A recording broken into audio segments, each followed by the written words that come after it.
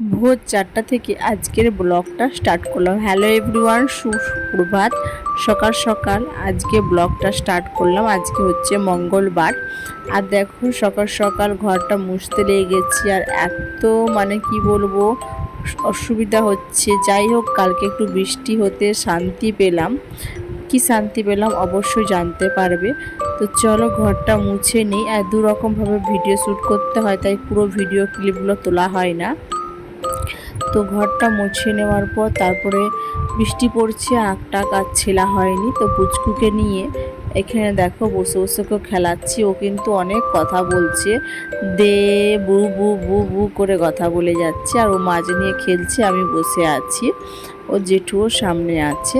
তারপরে প্রচণ্ড পরিমাণে সকালে খিদে পেয়ে গেছে। তো মনে হচ্ছিল যে চা আর দুধ চা আর চানাচুর মুড়ি খাবো, তাই অয়নকে দোকান পাঠিয়েছিলাম দুধ আনতে, পাউডার দুধ।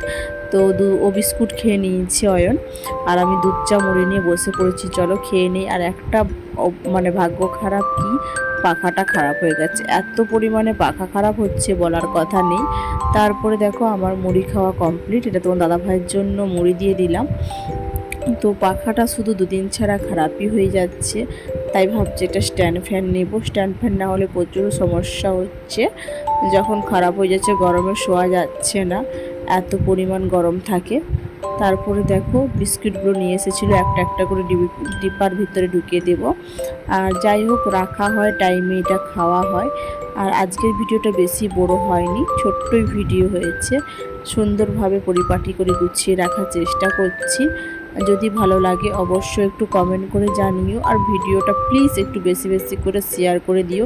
তোমরা যদি না ভিডিও শেয়ার করো কখনো ভিডিও ভাইরাল হবে না। তোমরা না দেখলে কখনো ভিডিও ভাইরাল হবে না।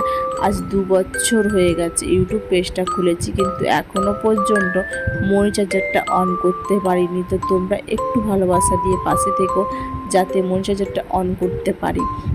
আর যদি ধাঁধার ভিডিও ভালো লাগে সেটাও কমেন্টে জানিও, ধাঁধা জানাবো। তো সকলে ভালো থেকে সুস্থ থেকো। Tata bye bye. নতুন ব্লগ দেখার জন্য চ্যানেলটা সাবস্ক্রাইব করে পাশে থেকো।